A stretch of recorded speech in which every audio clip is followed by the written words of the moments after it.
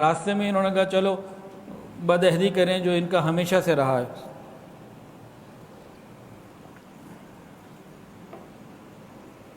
اس کے بعد ایک سریہ پیش آیا، سریہ کرز بن جابر فہری رضی اللہ تعالی عنہ۔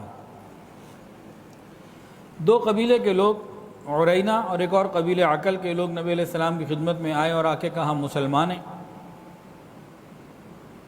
چند دن رہے، چند دن کے بعد کہنے لگے کہ ہم تو اہل مویشی ہیں، ہمیں تو مویشیوں کے دودھ کی ضرورت ہوتی ہے، غلہ وغیرہ ہم زیادہ نہیں کھا سکتے، اور پھر مدینہ کی آب و ہوا بھی ہمیں اچھی نہیں لگ رہی، اگر آپ ہمیں اجازت دیں تو مدینہ کے باہر جو چراگاہیں ہیں جہاں مسلمانوں کے اونٹ ہیں، ہم وہاں جا کے رہیں اور ان کا دودھ پیا، آپ ہمیں اجازت دے دیں۔ نبی علیہ السلام نے اجازت دے دی، یہ لوگ وہاں چلے گئے، چند دن وہاں رہے، جانوروں کا دودھ پیا، تازہ آب و ہوا جو ان کو چاہیے تھی، جو ماحول چاہیے تھا، چند ہی دنوں میں جو ان کی طبیعت ٹھیک ہو گئی، ماشاءاللہ کڑیل ہو گئے، سیٹ ہو گئے سارے۔ جب ٹھیک ہو گئے تو پھر ان کو ایک شرارت سوجی، مرتد ہو گئے، اسلام چھوڑ دیا، یا پہلے سے ہی منافقین تھے۔ اس کے بعد وہاں جو نبی علیہ السلام کی طرف سے ذمہ دار مقرر تھا نا، چوکی دار جانوروں کے اوپر، ان کو شہید کر دیا، قتل کر دیا۔ قتل کرنے کے بعد کان بھی کاٹ دیے، ہاتھ بھی کاٹ دیے، ناک بھی کاٹ دی، آنکھوں کے اندر کانٹے چبھوئے، اور پھر وہاں سے جانوروں کو بھگایا اور جانوروں کو لے گئے۔ نبی علیہ السلام کو جب اس حادثے کی خبر ملی، آپ نے 20 صحابہ کو کرز بن جابر فہری کی سرداری میں بھیجا کہ جاؤ ذرا ان کو گرفتار کر کے لاؤ۔ یہ گئے اور ان ساروں کو گرفتار کر کے لے آئے، نبی علیہ السلام کی خدمت میں پیش کیا۔ آپ نے فرمایا کہ ان سے قصاص بھی لینا ہے، یعنی پورا بدلہ لینا ہے۔ تو ان کو قتل کیا گیا اور اس کے بعد ان کے ناک کان کاٹے گئے، آنکھوں میں وہ سب ڈال دیا گیا۔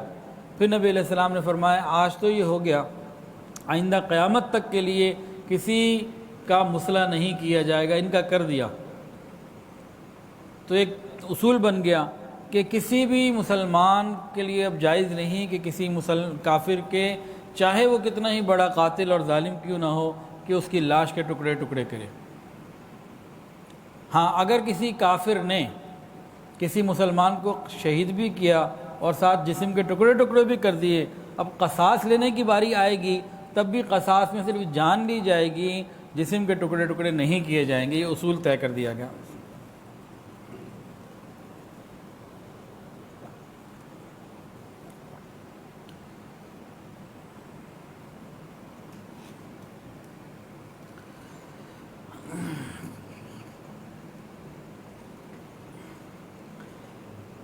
ایک مرتبہ اسی 6 ہجری میں ایک واقعہ پیش آیا۔ مکہ مکرمہ میں ابو سفیان ابن حرب، اس وقت مسلمان نہیں ہوئے تھے، اسلام سے دشمنی، نبی علیہ السلام سے دشمنی تھی۔ تو ایک دن قریش مکہ بیٹھے ہوئے تھے، بھرا ہوا مجمع تھا، اور بھی لوگ ادھر ادھر کے علاقوں کے حرم آتے رہتے تھے۔ تو بھرے مجمع میں نا اپنے جذبات کا اظہار کیا، کیا تم میں کوئی ایسا نہیں ہے جو مدینہ جائے اور حضور کو، محمد کو قتل کر کے آ جائے؟ وہ تو بازاروں میں عام چلتے پھرتے ہیں، کوئی پہرا نہیں ہے جیسے بادشاہوں کے ہوتے ہیں، کیا تم میں کوئی ایسا نہیں؟ اس طرح ایک بات کی تو ایک بدو کھڑا ہو گیا، کہنے لگا جی میں تیار ہوں، میں ان کاموں کا بڑا ماہر ہوں، مسئلہ ہی کوئی نہیں، لیکن میرے پاس مالی سپورٹ نہیں ہے۔ حضرت ابو سفیان رضی اللہ تعالیٰ عنہ مسلمان نہیں تھے، انہوں نے کیا کیا، اونٹنی دی، خرچہ دیا اور کہا کام کر کے آؤ، انعام بھی ملے گا، امداد بھی ہوگی۔ انہوں نے تیاری کی اور جناب مدینہ طیبہ پہنچ گیا۔ یہ جو بدو تھا نا، عرابی دیہاتی، مدینہ پہنچ گیا۔ نبی علیہ السلام بیٹھے تھے، صحابہ بیٹھے تھے، اس میں اسید بن حضیر بھی تھے۔ نبی علیہ السلام نے دیکھتے ہی کہا کہ یہ بندہ جو آ رہا ہے نا، اس کی نیت ارادہ ٹھیک نہیں لگتا۔ اسید بن حضیر آگے بڑھے، آگے جا کے اس کو جو دبوچا نا تو وہ جناب خنجر بھی نیچے گر گیا، پتہ لگ گیا۔ نبی علیہ السلام کی خدمت میں پیش کیا۔ آقا نے پوچھا سچی بتاؤ، سچ بولو، کس لیے آئے تھے، کیا نیت ارادہ لے کر آئے تھے؟ اس نے کہا جناب اگر مجھے جان کی امان دے دیں میں سچ بتاؤں گا۔ فرمایا کہ ملی، ٹھیک ہے، کچھ نہیں، تمہاری جان کو کوئی خطرہ نہیں۔ کہا کہ اس طریقے سے مجھے ابو سفیان نے پیسے بھی دیے، اونٹنی بھی دی ہے، اور بھی مدد کا وعدہ ہے، اور اس کام کے لیے میں اس مقصد کے لیے یہاں آیا تھا۔ نبی علیہ السلام نے کہا اچھا ٹھیک ہے، تم نے جو بتایا سچ بتایا، جاؤ تمہیں معاف کیا، جہاں جانا ہے چلے جاؤ۔ آپ کے یہ اخلاق دیکھیں نا، کہتا ہے مجھے کلمہ تو پڑھا دیں۔ مسلمان ہو گئے وہ۔ اس کے بعد انہوں نے کہا اے محمد صلی اللہ علیہ وسلم میں کسی سے ڈرنے والا نہ تھا، لیکن آپ کو دیکھتے ہی میری عقل جو ہے وہ کام نہیں کر رہی تھی اور دل ایسا کمزور ہو گیا، اور پھر یہ کہ آپ کو میرے ارادے کا پتہ بھی چل گیا، حالانکہ میں نے تو کسی کو نہیں بتایا تھا، تو مجھے لگتا ہے آپ یقیناً محفوظ بھی ہیں، مامون بھی ہیں، اور آپ ہی حق پر ہیں۔ ابو سفیان اور اس کا گروہ وہ شیطان کے راستے پہ، وہ شیطانی گروہ ہے۔ نبی علیہ السلام یہ بات سنی اور مسکراتے رہے۔ اس کے بعد وہ چند دن وہ صحابی وہاں رہے۔ پھر چند دنوں کے بعد نبی علیہ السلام نے حضرت عامر ابن امیہ ضمری اور سلمہ ابن اسلم کو فرمایا کہ بھئی جاؤ مکے جاؤ اور ابو سفیان کو قتل کر دو۔ ان دونوں نے ارادہ کیا، تیاری کی، چل پڑے مکہ۔ اب مکہ پہنچتے ہیں نا، انہوں نے سوچا کہ چلو ذرا پہلے بیت اللہ کا طواف ہی کر لیں۔ اب یہ بیت اللہ جب حرم میں پہنچے ہیں تو ابو سفیان نے ہی دیکھ لیا اور شور مچا دیا کہ یہ لگتا ہے یہ عمر ابن امیہ آیا ہے، یہ ضرور کسی شر کے لیے آیا ہوگا۔ حضرت عمر ابن امیہ رضی اللہ تعالیٰ عنہ اسلام لانے سے پہلے جو ہے نا لوگ ان سے بڑا ڈرتے تھے، اور ان کی زندگی جو تھی وہ ایسی ہی تھی کہ بس جس کے ساتھ جیسے مرضی کر لیا، تو لوگ ڈر گئے۔ ان کا لو پھر آ گیا تو کچھ پیسے جمع کر کے دیے۔ انہوں نے وہ پیسے تو نہ لیے اور کہا کہ بھئی ہم یہاں اوپن ہو گئے تو اس وقت یہاں رہنا مناسب نہیں، ہمیں نکلنا چاہیے۔ تو یہ لوگ واپسی پہ نکل پڑے۔ یہاں ایک بات عرض کر دوں، کچھ لوگ ایسے ہوتے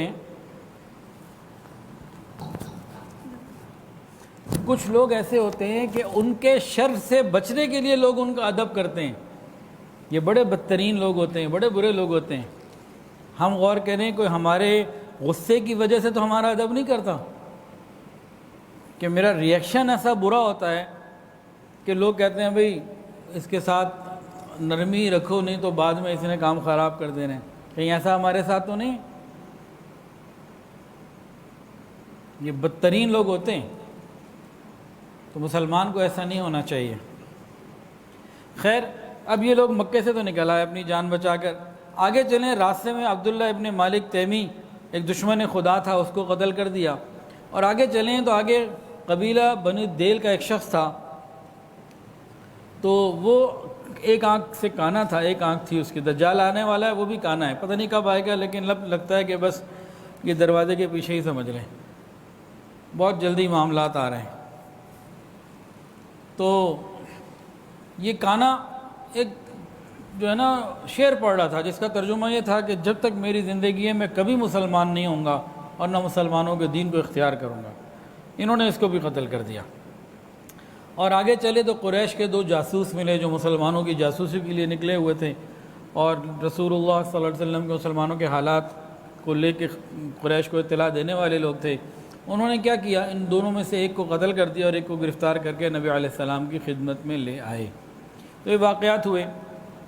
اس کے بعد اب جو واقعہ ہے یہ عمرۃ الحدیبہ، صلح حدیبیہ کا واقعہ ہے۔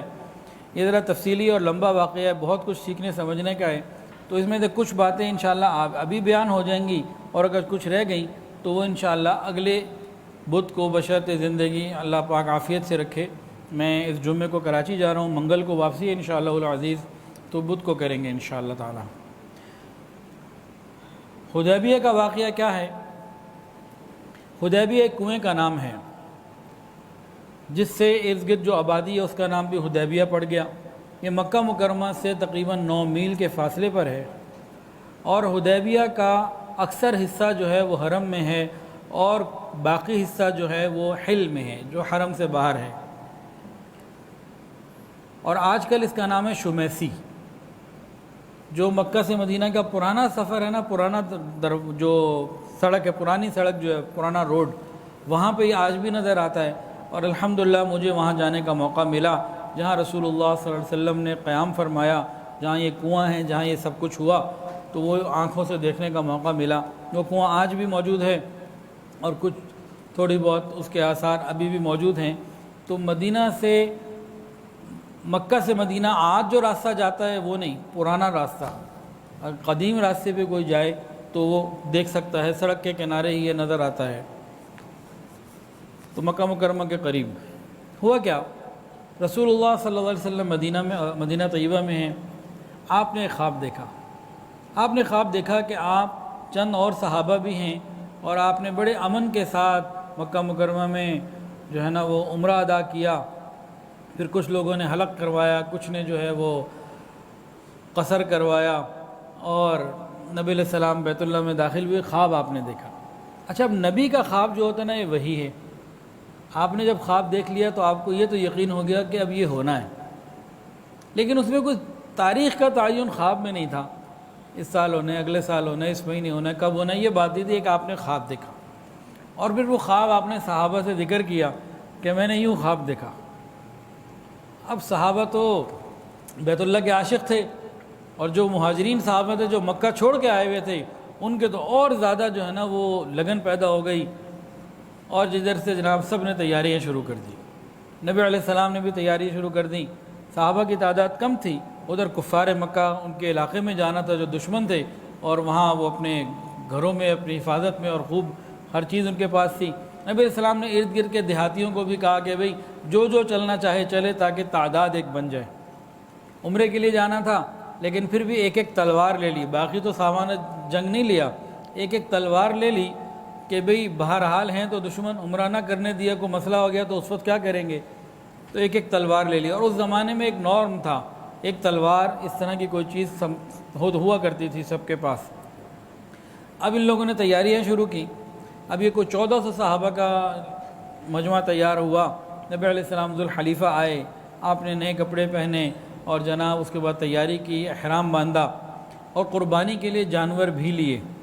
جو قربانی کے جانور تھے ان کو ہدی کہا جاتا تھا, تو ان کے اوپر پٹے بھی ڈال دیے اور ایک شعار, ایک نشان لگایا جاتا تھا جس سے ظاہر ہو جاتا تھا کہ یہ جانور قربانی کے لیے مخصوص ہو چکا. عرب کے اندر نا بیت اللہ شریف کی بڑی عظمت تھی, بہت محبت کرتے تھے چاہے مشرک تھے. جعل اللہ الکعبۃ البیت الحرام قیاما للناس والشہر الحرام والہدی والقلائد. سورہ مائدہ کی اس آیت میں 4 چیزوں کو اللہ تعالیٰ نے ذکر فرمایا ہے جو امن کا اس زمانے میں نشان سمجھے جاتے تھے. ایک بیت اللہ شریف خود, بیت اللہ شریف اور اس کے حدود کا امن اتنا زبردست تھا کہ یہ تو قریش مکہ ایام جاہلیت والے جو لوگ تھے یہ تو بالکل انسیولائزڈ تھے, ہر ایک سے لڑنے مرنے والے, تعصب کی آگ میں جلنے والے لوگ تھے, اور قتل کرنا ان کے لیے تو کوئی بات ہی نہیں تھی. لیکن بیت اللہ شریف میں یہ کام حرم میں نہیں کرتے تھے, حتیٰ کہ کسی کے سامنے جانی دشمن بھی آئے اس کو بھی نہیں چھیڑ دیتے کہ حرم میں یہ امن کی جگہ ہے, بیت اللہ کا ادب ہے. حتیٰ کہ کسی نوجوان صحت مند بیٹے کے سامنے سگے باپ کا قاتل بھی آ جائے تو وہ نگاہیں نیچے کر کے چلا جاتا تھا, وہ بھی کوئی بات نہیں کرتا تھا. تو بیت اللہ شریف کا اتنا ادب, اور جن چیزوں کا بیت اللہ سے تعلق ہوتا تھا ان کا بھی ادب. ہم تو نہیں کرتے نا, لیکن وہ کرتے تھے. ہماری بڑی کوتاہیاں ہیں, یہ جو حرم کے راستے بند ہوئے ہمارے لیے کوئی وجہ ہے اس کی کہ ہم نے شاعر اللہ کا ادب نہیں کیا. میں سوچ رہا تھا کہ تقریباً 1967 کے بعد سے بیت المقدس کے راستے امت کے لیے بند ہیں, اور اب 2 سال سے بیت اللہ اور روضہ شریف کے راستے بھی تقریباً بند جیسے ہی ہیں.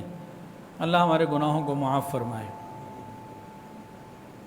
تو بیت اللہ کا ادب, پھر جو حج کے مہینے تھے ان کا ادب, ان مہینوں میں بھی لڑائی بھڑائی نہیں کرتے تھے. اور پھر جو قربانی کے جانور ہوتے تھے نا ان کا بڑا ادب ہوتا تھا, یہ امن کی علامت سمجھے جاتے تھے. اور کوئی بندہ کہیں بھی جا رہا ہے پورے مکے سے باہر, حرم سے بھی باہر, اگر اس کے پاس قربانی کا جانور ہے نا تو لوگ کہتے تھے نہیں یہ امن والے جانور کے ساتھ جا رہا ہے, اس سے بھی نہیں لڑنا. تو یہ اس علاقے کا ایک نارم تھا. تو نبی علیہ السلام نے احرام باندھا اور تیاری کی, اور جناب جو جانور تھے قربانی کے ان کے پٹے بھی ڈالے, اور ان کو ایک شعار, ایک نشان تھا وہ بھی لگایا, جس سے یقین ہو گیا کہ یہ جانور فقط قربانی کے لیے ہیں, اور ان حضرات کا ارادہ فقط عمرہ کرنے کا ہے, کوئی لڑنے کا ہے ہی نہیں. وہ ساری جو اس زمانے کی ضروریات تھیں نا وہ پوری کی. بہرحال نبی علیہ السلام جا رہے تھے, لیکن آگے پھر مسئلہ یہ ہے کہ قریش مکہ تو جانی دشمن. تو نبی علیہ السلام نے, ایک صحابی تھے بشر ابن سفیان رضی اللہ تعالیٰ عنہ، ان کو بھیجا کہ بھئی ذرا حالات لے کر آئیے۔ وہ جب حالات لے کے واپس آئے نا تو آگے نبی علیہ السلام کو اطلاع دی کہ قریش مکہ نے تو اطلاع پاتے فوراً ہی جو ہے نا وہ لڑائی کے لیے حضرت خالد ابن ولید رضی اللہ عنہ مسلمان نے جو ان کو بھی نکال دیا ہے، ان کے بعد 200 نوجوانوں کا لشکر ہے، وہ ایک جگہ پر آ گئے اور پیچھے وہ بڑی تیاریاں کر رہے ہیں اور ارادہ عزم کر کے بیٹھے کہ ہم ان کو مکے نہیں آنے دیں گے۔ اگر یہ اس طرح مکے آ گئے اپنی مرضی سے تو پورے عرب میں ہماری عزت ختم ہو جائے گی، ہم نے ان کو مکے نہیں آنے دینا، کچھ ہو جائے، اور لڑنے مرنے کے لیے تیار ہو گئے۔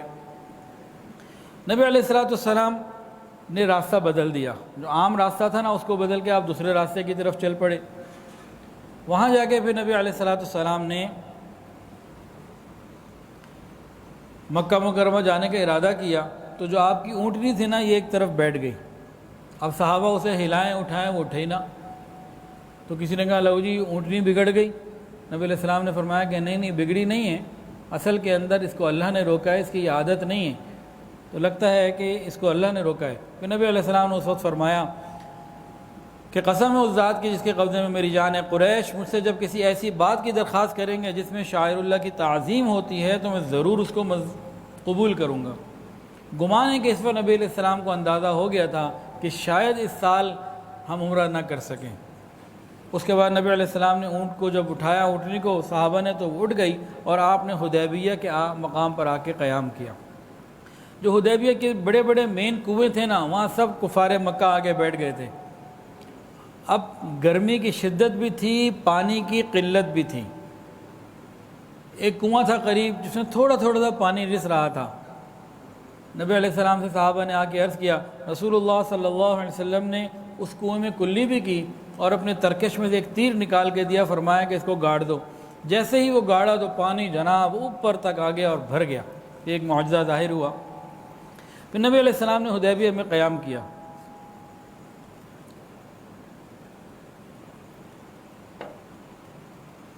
قیام کرنے کے بعد آپ نے ایک صحابی خراش ابن امیہ خزاعی رضی اللہ تعالی عنہ کو ایک اونٹ پر سوار کروا کے مکہ کی طرف بھیجا اور کہا کہ ان کو جا کر پیغام دو، ہم صرف بیت اللہ کی زیارت کے لیے آئے ہیں، جنگ کا ہمارا کوئی ارادہ نہیں ہے اور ہم واپس چلے جائیں گے، کوئی ہمارا ایسا ارادہ نہیں ہے، آپ ہمیں اجازت دیں، ہم عمرہ کر کے واپس جا رہے ہیں۔ جیسے یہ پہنچے لوگ جذبات میں تھے، غصے میں تھے، انہوں نے اونٹ کو تو فوراً قتل کر دیا، ان کو بھی کرنے لگے تھے۔ کچھ لوگوں نے بیچ میں پڑھ کے مسئلے کو کہ بھی ٹھہریں ابھی نہ کریں، اس طریقے سے جو ہے نا وہ معاملہ تھوڑا سا رکا اور یہ واپس آ گئے۔ نبی علیہ السلام نے جب ان کی ساری بات کو سنا تو حضرت عمر کو بلایا کہ عمر آپ جائیے اور مکہ مکرمہ میں جا کے ان لوگوں کو سمجھائیں کہ بھئی ہم لوگ کسی لڑائی کے ارادے سے نہیں آئے، ہم خالی عمرہ کرنا چاہتے ہیں، تم راستوں کو نہ روکو، عمرہ کر کے ہم واپس چلے جائیں گے، قربانی کے جانور ہمارے ساتھ ہیں اور کوئی اسلام جنگ کا لے کے آئے نہیں۔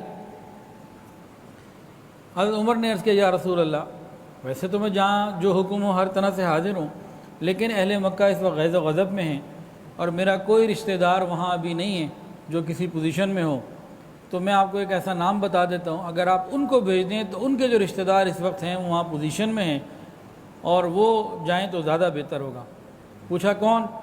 حضرت عمر نے عرض کیا یا رسول اللہ، حضرت عثمان غنی رضی اللہ تعالیٰ عنہ۔ نبی علیہ السلام اس تجویز سے بہت خوش ہوئے، پھر بلایا عثمان، کہا کہ بھی جاؤ ابو سفیان اور تمام جو رؤسا ہیں، جو سردار ہیں مکے کے، ان کو جا کے میرا پیغام دو کہ ہم فقط عمرے کے لیے آئے ہیں، کوئی لڑائی کا ارادہ نہیں ہے، اور مکہ میں جو مسلمان ضعیف ہیں، جو ہجرت نہیں کر سکے، ایمان کو چھپا رہے یا تکلیفوں میں، ان کو جا کے بشارت دو کہ انشاءاللہ وقت آنے والا ہے، اللہ مدد فرمائیں گے، تمہارے لیے آسانیاں پیدا فرمائیں گے۔ حضرت عثمان غنی رضی اللہ تعالیٰ عنہ جب نکلے تو مکہ داخل ہونے سے پہلے ہی ایک جگہ یہ کفار کھڑے ہوئے تھے۔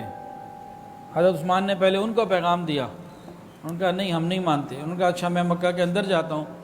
تو ایک صاحب تھے ابان ابن سعید جو ان کے رشتہ دار بھی تھے، ان کی زیر امان انہوں نے کہا جی میں آپ کو امان دیتا ہوں، آپ چلیں میرے ساتھ۔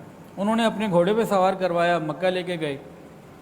مکہ جا کے عثمان غنی رضی اللہ عنہ پہلے مکہ کے سرداروں سے ملے اور ان کو سمجھایا، کسی کی سمجھ میں بات نہ آئی، اور پھر آپ مکہ کے ضعفاء مسلمان جو تھے غریب اور کمزور، ان کو جا کے بشارتیں سنائی، وہ بڑے خوش ہوئے، نبی علیہ السلام کا سلام ان کو پہنچایا۔ اب قریش مکہ نے حضرت عثمان غنی رضی اللہ عنہ کو کہا کہ دیکھو ہم پورے لشکر کو اور حضور کو تو نہیں آنے دیتے، آپ نے اگر کرنا ہے تو کر لیں طواف بیت اللہ سامنے۔ کہنے لگے نہیں میں تو نہیں کر سکتا، جب حضور نہیں آ رہے، تم ان کو نہیں کرنے دے رہے تو میں کیسے کر سکتا۔ یہ محبت تھی کہ جذبات تو ہوتے ہیں نا، احرام پہنا ہوا ہو، بیت اللہ سے محبت بھی موجود ہو، بیت اللہ بھی موجود ہو، اجازت بھی موجود ہو، روکنے والا بھی کوئی نہ ہو، روکنے والے کہتے ہیں خود کرو۔ تو عشق رسول کی مثال ذرا دیکھیے نا، کیا فرمایا کہ نہیں تم حضور کو نہیں کرنے دے رہے، میں کیسے کر رہا ہوں، آپ نے نہیں کیا۔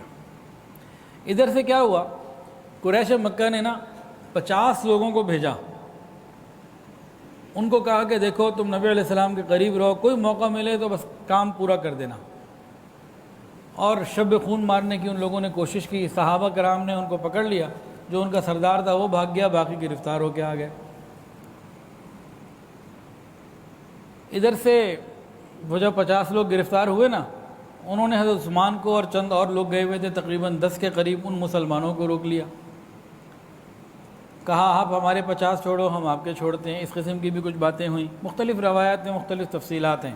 یہ معارف القرآن میں بات لکھی ہے جو میں نے آپ کو بھی بتائی 8ویں جلد میں۔ تو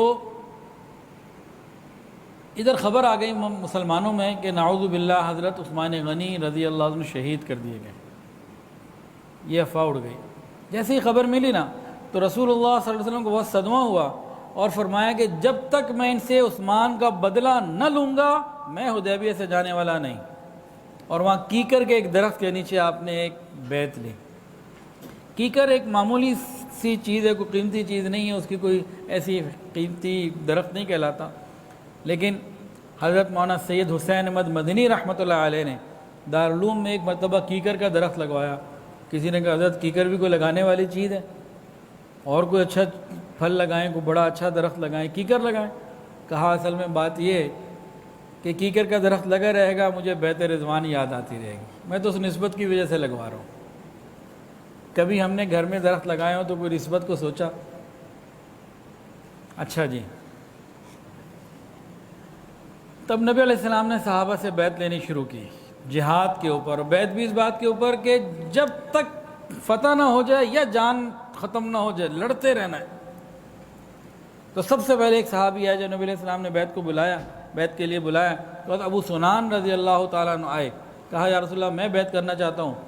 کس بات پہ بیعت کرنا چاہتے ہو؟ وہ جس پہ جو میرے دل میں ہے۔ کیا بھائی تیرے دل میں؟ کہا کہ یا رسول اللہ میں اس وقت تک تلوار چلاتا رہوں گا جب تک اللہ عز و جل آپ کو غلبہ نصیب کر دے یا میں مارا جاؤں، شہید ہو جاؤں۔ فرمایا ہاں اس بات پہ بیعت ہوگی۔ آپ نے ان کو بیعت کیا، پھر آپ نے تمام صحابہ جو تقریباً 1400 کی تعداد تھی سب کو بیعت کیا۔ صحیح مسلم میں ایک صحابی تھے سلمہ ابن اکوع رضی اللہ تعالیٰ عنہ، انہوں نے 3 مرتبہ بیعت کی، شروع میں بھی کی، شروع کے لوگوں میں، پھر درمیان کے لوگوں میں، پھر آخر میں 3 مرتبہ بیعت کی۔ اتنا جذبہ تھا ان کے اندر۔ اور جب نبی علیہ السلام تمام موجود صحابہ کرام کی بیعت لے چکے، اس کے بعد نبی علیہ السلام نے سبحان اللہ قربان جائیے حضرت عثمان غنی رضی اللہ عنہ کی شان کے اوپر نبی علیہ السلام نے اپنا دائنا ہاتھ رکھا، فرمایا یہ میرا ہے۔ عثمان اپنے بائیں ہاتھ کو فرمایا یہ عثمان کا ہے۔ اور پھر نبی علیہ السلام نے حضرت عثمان غنی رضی اللہ عنہ کی طرف سے بھی بیعت کی۔ اللہ اکبر۔ حضرت عثمان فرماتے تھے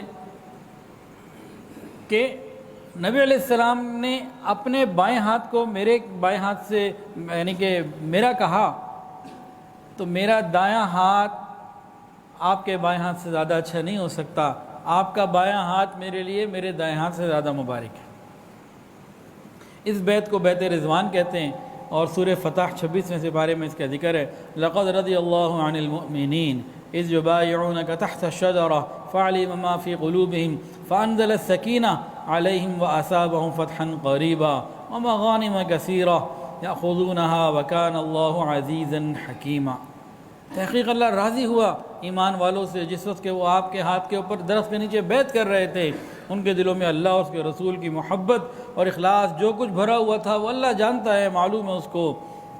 پس اللہ نے ان پر اپنی خاص سکینت اور طمانینت کو اتار دیا اور انعام میں ان کو قریبی فتح عطا فرمائی، اور بہت سی غنیمتیں بھی اللہ ان کو دیں گے، وہ غالب ہے اور حکمت والا ہے۔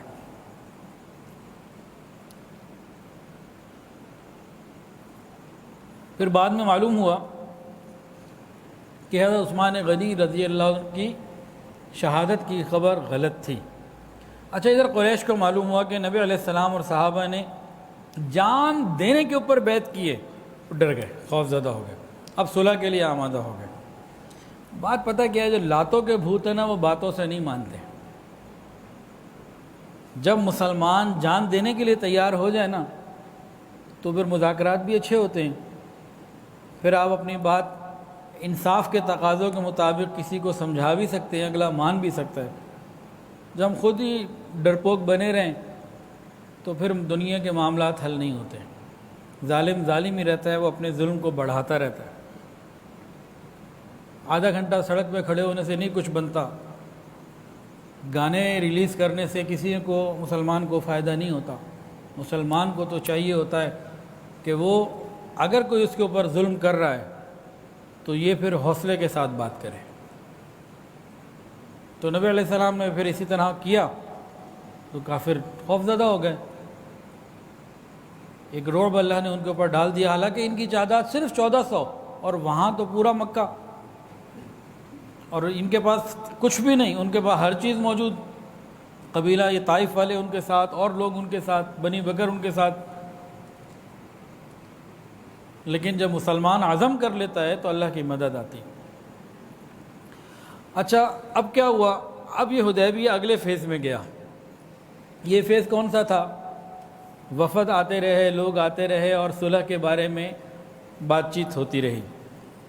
تو سب سے پہلے جو آیا نا بندہ وہ بدیل بن ورقہ، اس وقت تک مسلمان نہیں ہوئے تھے، یہ قبیلہ بنو خزاعہ کے سردار تھے، اور شروع سے ہی مسلمانوں کے ساتھ ہمدردی رکھتے، کفار کی اطلاعات اور ان کے حرکتوں کے بارے میں بتا دیا کرتے تھے، اور نبی علیہ السلام کے ریاضدان بھی تھے، حلیف بھی تھے، خیرخواہ بھی تھے۔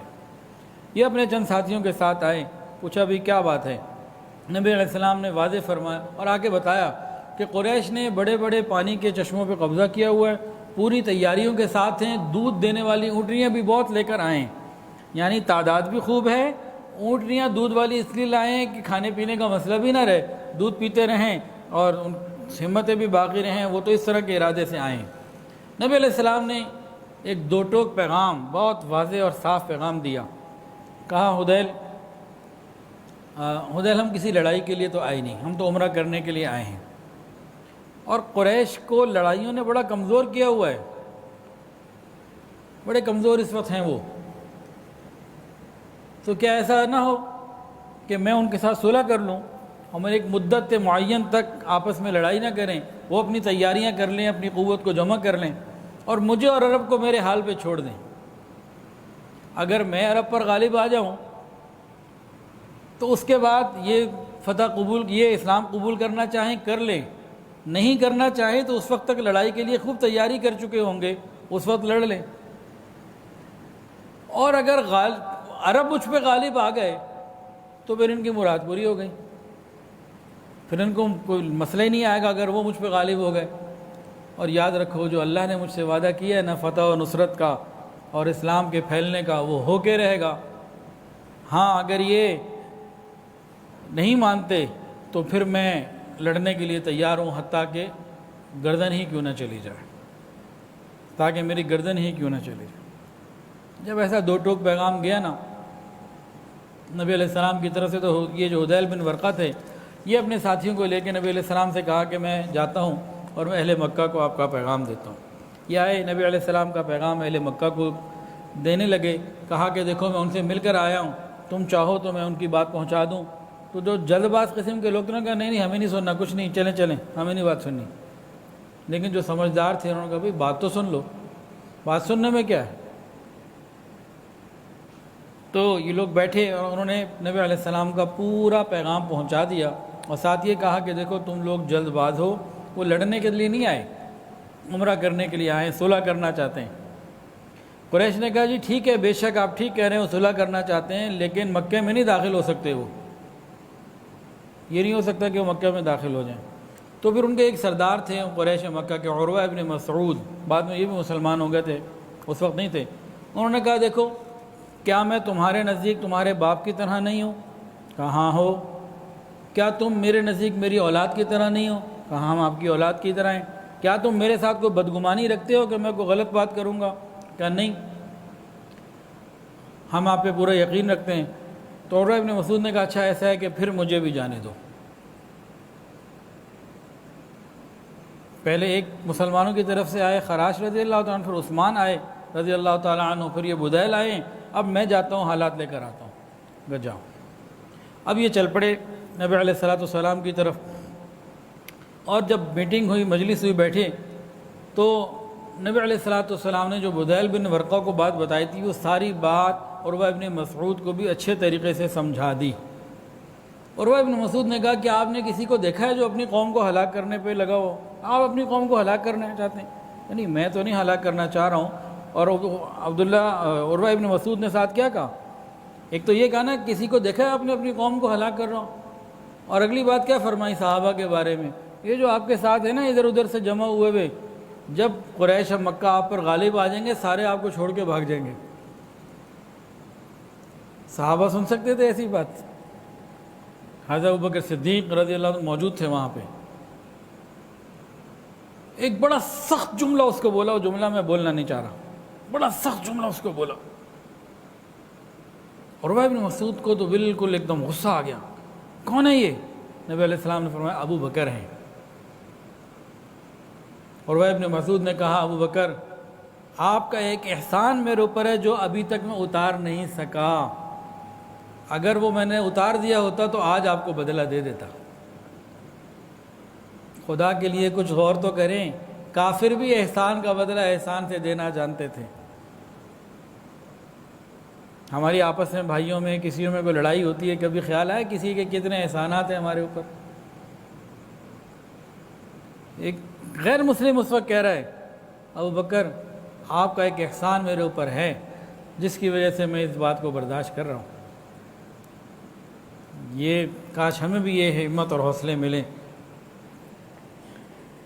خیر، اب یہ عروہ ابن مسعود بات کرتے جاتے اور نبی علیہ السلام کی مبارک داڑھی کو ہاتھ لگاتے جاتے تھے۔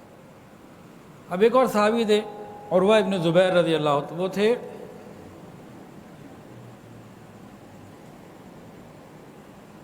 مغیرہ بن شعبہ رضی اللہ تعالیٰ عنہ۔ یہ عروہ ابن مسعود کے بھتیجے ہیں سگے۔ اب یہ پیچھے نبی علیہ السلام کی حفاظت کے لیے کھڑے ہوئے تھے، اور وہ جو خود ہوتا ہے نا لوہے کا، وہ پہنا ہوا تھا، چیزیں پہنی ہوئی تھیں حفاظت کے لیے کہ اب دشمن نے آنا ہے تو چیزیں تھیں، تو ان کے اوپر کوئی انہوں نے نا خود تھا یا میرے چہرے کو ڈھانپا ہوا تھا انہوں نے۔ مغیرہ بن شعبہ رضی اللہ تعالیٰ عنہ پیچھے نبی علیہ السلام کی حفاظت کے لیے کھڑے ہوئے تھے، چہرے کو ڈھانپا ہوا تھا۔ اب وہ دیکھنا ہے کہ بار بار میرا چچا ہاتھ لگا رہا ہے، وہ ناپاک، نبی علیہ السلام پاک، تو ان سے برداشت نہ ہوا۔ ان کا تم اپنے ناپاک ہاتھوں کو پیچھے رکھو، کیوں بار بار نبی علیہ السلام کے پاک جسم کو، پاک داڑھی کو ہاتھ لگا رہے ہو؟ پیچھے رکھو اپنے ہاتھ۔ عروہ ابن مسعود نے جب یہ لہجہ اور یہ انداز سنا تو بڑے غصے سے دیکھا ان کی طرف، اور نبی علیہ السلام سے پوچھا کون ہے یہ؟ حضور صلی اللہ علیہ وسلم نے فرمایا کہ تیرا ہی بھتیجا ہے، یہ تمہارا ہی بھتیجا ہے مغیرہ ابن شعبہ۔ اب انہوں نے جب پہچانا، کہا او غدار، کیا میں نے تیری غداری پر اور تیرے اور مسائل کے اوپر پردہ نہیں ڈالا تھا؟ تیرے معاملات کو حل نہیں کیا تھا؟ تیرے اوپر میں نے احسان نہیں کیا تھا؟ یہ کیا بات تھی؟ وہ یہ کہ مغیرہ ابن شعبہ رضی اللہ عنہ مسلمان ہونے سے پہلے نا مصر گئے تھے چند ساتھیوں کے ساتھ۔ وہاں بادشاہ تھا مقوقس، جیسے پہلے فرعون لقب ہوتا تھا، اب مقوقس لقب تھا۔ کسریٰ اور قیصر اپنے اپنے ملکوں کے تھے، تو پھر جو مصر کا تھا مقوقس تھا۔ اب یہ سب ملے، اب مقوقس مصر کے بادشاہ نے سب کو ہدایت دیے، انعامات دیے، تحائف دیے، ان کو کچھ کم دیا، باقیوں کو زیادہ دیا۔ ان کے دل میں رنجش آ گئی، باقیوں کو زیادہ ملا، مجھے کم۔ اب یہ راستے میں لوگ واپس آئے، بادشاہ کا تو کچھ نہیں کر سکتے تھے، اب واپس آ رہے تھے، راستے میں کیا ہوا؟ راستے میں ایک جگہ پڑاؤ ڈالا، سب لوگوں نے خوب شراب پی، اور انہوں نے موقع دیکھا کہ جب شراب کے اس میں یہ غافل ہو گئے، سو گئے، انہوں نے نکالی تلوار اور ایک ایک کر کے ساروں کو ختم کر دیا۔ اب یہ بات پتہ تو لگی، اور اس کے بعد یہ سب مال لے کے مدینہ آ گئے اور آگے کلمہ پڑھ لیا، کہا میں مسلمان ہوتا ہوں، اور ساری تفصیل بتائی۔ نبی علیہ السلام نے فرمایا ایمان تو تمہارا قبول ہے، لیکن یہ مال دھوکے کا ہے، یہ نہیں چاہیے۔ تو اس معاملے کو انہوں نے پھر سیٹلمنٹ کروائی تھی، دیت وغیرہ ادا کی تھی، اس کے جو معاملات آئے تھے خاندان والے آ گئے کہ بھئی، تو دیت وغیرہ ادا کر کے معاملات کو ہینڈل کیا تھا عروہ ابن مسعود نے، تو اس کا حوالہ دیا۔ خیر، یہ ساری بات چیت ہو گئی۔ اب عروہ ابن مسعود رضی اللہ تعالیٰ عنہ وہاں ٹھہرے رہے، دیکھتے رہے کہ کیا ہوتا ہے۔ کہتے ہیں کہ میں نے نبی علیہ السلام کو دیکھا، صحابہ کی جو عقیدت، جو تعلق، جو محبت حضور کے ساتھ تھی، وہ میں نے دنیا میں کہیں اور نہیں دیکھی۔ 5 باتیں انہوں نے نوٹ کی، واپس جا کے کفار مکہ کو بتائیں۔ ایک کافر کی زبان سے یہ خبر مل رہی تھی کفار کو۔ کہتے ہیں کہ میں نے دیکھا حضور صلی اللہ علیہ وسلم جو کسی بات کا حکم فرماتے تو ہر ایک یہ چاہتا کہ یہ حکم میں کسی طریقے سے پورا کر دوں، اور اگر آپ تھوکتے یا بلغم نکالتے تو ہر آدمی اس کو ہاتھ میں لینے کی کوشش کرتا، اپنے چہرے پہ مل لیتا، زمین پہ نہ گرنے دیتا۔ آپ وضو کرتے، وضو کا پانی کوئی زمین پہ نہ گرنے دیتا، ہر آدمی چاہتا کہ میں اپنے اوپر مل لوں۔ آپ کا کوئی بال کہیں سے گرتا تو وہ اس کو لوگ لینے کے لیے لپکتے، اور جب آپ کوئی بات کرنا چاہتے، کلام کرنا چاہتے، تو سب لوگ بہت متوجہ ہو جاتے، پوری شوق سے، توجہ کے ادب کے ساتھ سنتے، اور کوئی نظر نہیں ہوتی جو ادھر ادھر بھٹکتی اور بہکتی اور ادھر ادھر دیکھتی۔ کہ جی یہ میں نے دیکھا، یہ کیا تھا؟ کوئی بتا سکتا ہے جی کیا تھا؟ اس کو انعام مل جائے گا، بتائیں۔ میں ذرا تھوڑا سا یہ کشمیری چائے پی لوں۔ یہ کس چیز کا جواب دیا اللہ نے بزبان حال؟ ابھی 1 منٹ پہلے ذکر ہوا، 2 منٹ پہلے۔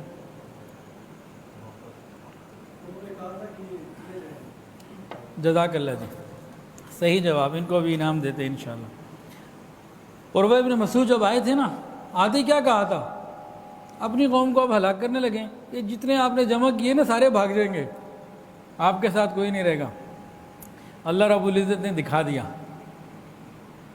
یہ بزبان حال بہترین جواب تھا اس اعتراض کا، اس بدگمانی کا، کہ اتنے عقیدت مند، اتنی محبت کرنے والے، اتنے پرخلوص، یہ جان دینے والے تو ہو سکتے ہیں، بھاگنے والے نہیں ہو سکتے۔ اس کے بعد عروہ ابن مسعود واپس آئے اور قریش کو آ کے کہا، اے قوم، واللہ میں نے قیصر، کسریٰ، نجاشی، بڑے بڑے بادشاہوں کے دربار میں گیا ہوں، بڑے بڑے دربار دیکھیں، لیکن خدا کی قسم عقیدت اور محبت تعظیم جو صحابہ اپنے محمد کی کرتے ہیں، ایسا میں نے کہیں نہیں دیکھا۔ تو کافر بھی تعریف کرتے ہیں صحابہ کی۔ آج کوئی کسی صحابی کے بارے میں کوئی 19-20 بولے، غلط بولے، صحابہ کرام کی تو کافروں نے بھی تعریف کی، جنہوں نے دیکھا۔ یہ چھوٹی بات نہیں ہے۔ اس کے بعد عروہ ابن مسعود نے ایک بات اور بھی کہی، عجیب بات۔ کیا کہا؟ عروہ نے کہا، قوم، میں نے بہت سے بادشاہوں کو دیکھا ہے، لیکن محمد جیسا کسی کو نہیں دیکھا۔ یہ بادشاہ معلوم نہیں ہوتے، یہ جو جملہ کہا نا، بادشاہ معلوم نہیں ہوتے، اصل میں کہنا وہ یہ چاہتے تھے کہ نبی لگتے ہیں۔ اب وہاں کہہ نہیں سکتے تھے کہ نبی تو لڑائی ہو جائے، تو کہنا کیا چاہتے تھے؟ لیکن کہا کہ بادشاہ ایسے نہیں ہوتے، میں نے بڑے بادشاہوں کو دیکھا، یہ شان ہی کچھ اور ہے۔ تو یہ شان خاتم الانبیاء کی تھی، خاتم الانبیاء پہ ہی مکمل ہو گئی۔ جیسے ساتھی خاتم الانبیاء کو ملے، اس سے پہلے کسی کو نہ ملے، ان کے بعد کسی کو نہ ملے، کیونکہ ان جیسا نبی نہ پہلے کبھی آئے نہ بعد میں کوئی، بعد میں تو کوئی نبی نہیں، تو آخری نبی تھے، ان کے بعد تو کوئی نبی نہیں۔ تو اب یہیں پہ ہم انشاءاللہ باتوں کو، بلکہ ایک اور کر کے پھر بات مکمل کر لیتے ہیں 1-8 منٹ میں انشاءاللہ۔ اب یہ واپس گئے اور جا کے ساری باتیں کی، تو عروہ کی گفتگو سن کے حبشیوں کا ایک سردار تھا، حلیث ابن علقمہ کنانی، اس نے کہا، جی مکہ والو، اب مجھے موقع دو، میں جاتا ہوں، میں ذرا حالات لے کر آتا ہوں۔ اب یہ آنے جانے چل رہے ہیں۔ اب یہ تیسرے صاحب کافروں کی طرف سے آ گئے، پہلے بدیل، جب ان کو آپ غیر جانبدار کہہ لیں تو پھر عروہ، اور اب یہ جناب حلیث کہ میں جاتا ہوں۔ ان کا ٹھیک ہے جائیں۔ اب یہ جب حدیث جب قریب آئے نا، نبی علیہ السلام نے ان کو دیکھا، کہا کہ قربانی کے جو جانور ہیں ان سب کو آگے بالکل فرنٹ لائن پر لے آؤ، کہ یہ وہ ان لوگوں میں سے ہے جو قربانی کے جانوروں کا بڑا ادب کرتے۔ تو صحابہ نے فوراً یہ کیا، قربانی کے جانور آگے رکھ دیے۔ اب وہ آئے تھے بات کرنے، قربانی کے جانوروں کو جب لائن سے دیکھا اور وہ گلے میں پٹے بھی دیکھے اور شعار نشان بھی دیکھا، سب کچھ دیکھا، تو واپس سیدھے چلے گئے، بات ہی نہیں کی۔ وہ کہا قریش مکہ، خدا کے بندے یہ عمرہ کرنے آئے، یہ کو لڑنے آئے۔ قریش نے دیکھا یہ ابھی گیا، ساتھ ہی واپس آ گیا، کہ تو جاہل بیوقوف، تجھے کیا پتا؟ غصہ کیا، ادھر ان کو غصہ آ گیا۔ میں نے کہا اچھا، کیا تم نے میرے ساتھ اس بات پہ وعدہ نہیں کیا ہوا کہ جو بیت اللہ کا عمرہ کر رہا ہے اس کا ہم راستہ نہیں روکیں گے؟ اب تم ان کو عمرہ کرنے دو، ورنہ میں اپنے ساتھیوں کو، جماعت کو لے کے ابھی یہاں سے جاتا ہوں۔ انہوں نے کہا بھائی ٹھہرے بیٹھے تو صحیح، آپ تو سیریس ہی ہو گئے، تو بعد میں بھی ہم بیٹھتے بھی تو بات چیت چل رہی ہے، تسلی رکھیں۔ اس طریقے سے ان کو جناب کچھ لولی پاپ وغیرہ دیا کہ جی ٹھہر جائیں۔ اس کے بعد اس کفار کے مجمع میں سے ایک شخص کیا، مکرز بن حفص، کہا جی میں جاتا ہوں۔ اب یہ نیا بندہ چل پڑا۔ جیسے ہی یہ نبی علیہ السلام کے قریب ہوا، نبی علیہ السلام نے دیکھتے کہا یہ آنے والا آدمی بہت ہی برا ہے، اور یہ مکرز جو آپ سے گفتگو کر ہی رہا تھا۔ اتنے میں قریش کی طرف سے سہیل ابن عمر صلح کے لیے پہنچ گئے۔ جب یہ سہیل ابن عمر پہنچے، نبی علیہ السلام نے فرمایا قد سہل لکم من امرکم، البتہ تمہارا معاملہ کچھ آسان ہو گیا۔ قریش نے سہیل کو بھیجا ہے، اب یہ صلح کی طرف مائل ہونے لگے ہیں، اب ہمارا کام آگے آسان ہو جائے گا۔ مزید تفصیلات انشاءاللہ اگلے بدھ کو ہوں گی۔ اللہ تعالیٰ سے دعا ہے اللہ تعالیٰ ہمیں رسول اللہ صلی اللہ علیہ وسلم کی سچی محبت اور کامل اتباع کی توفیق عطا فرمائے۔ وآخر دعوانا ان الحمدللہ رب العالمین۔ توبہ کے کلمات پڑھ لیں۔ الحمدللہ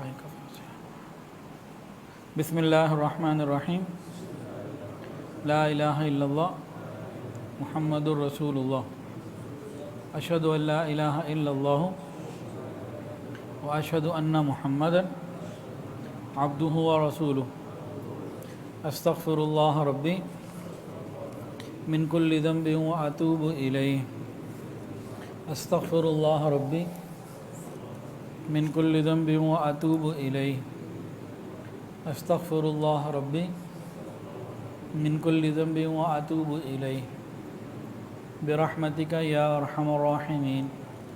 دعا کے لیجیے۔ الحمدللہ رب العالمین، صلی اللہ علی النبی الامی الکریم۔ ربنا ظلمنا انفسنا وان لم تغفر لنا وترحمنا لنکونن من الخاسرین۔ اللہ ہم آپ کے عاجز مسکین بندے ہیں، اللہ ظاہر میں بندے، حقیقت میں نہایت ہی گندے ہیں۔ یا اللہ ہمارے دلوں کی گندگیوں کو دور فرما، ہمارے سینوں کو اپنے نور سے منور فرما، ہمارے دلوں کو اپنی یاد سے آباد فرما۔ رب کریم سینوں کو اپنی محبت سے لبریز فرما، خطاؤں سے درگزر فرما، عیبوں کی پردہ پوشی فرما۔ رب کریم اپنی رحمتوں کی پشت پناہی نصیب فرما۔ یا اللہ سر کے بالوں سے لے کر پاؤں کے ناخنوں تک نیکی تقوی عطا فرما۔ یا اللہ تمام حاضرین کی تمام دلی نیک جائز حاجات کو پورا فرما، ہر آنے والے وقت کو پہلے سے بہتر فرما۔ یا الہ العالمین ہمیں حضور پاک صلی اللہ علیہ وسلم کی سچی محبت اور کامل اتباع کی توفیق عطا فرما۔ یا اللہ پوری امت کی حفاظت فرما۔ یا اللہ ہمارے تینوں حرم کی حفاظت فرما۔ رب کریم بیت اللہ شریف کی، مسجد اقصیٰ کی، روضۃ المقدس کی حفاظت فرما، روضہ اقدس کی حفاظت فرما۔ یا اللہ ہم سب کو اپنے مقبول بندوں میں شامل فرما۔ یا اللہ جب تک زندگی ہے دین کی خدمت کے لیے ہم سب کو قبول فرما۔ ہم میں اور ہمارے گھروں میں جو بیمار ہیں شفا عطا فرما۔ اللہ جو پریشان ہیں پریشانیوں کو دور فرما۔ رب کریم ہماری دعاؤں کو اپنی رحمت سے قبول فرما۔ وصلی اللہ تعالی علی خیر خلقہ سیدنا و مولانا محمد وعلی آلہ واصحابہ واہل بیتہ اجمعین، آمین یا رب۔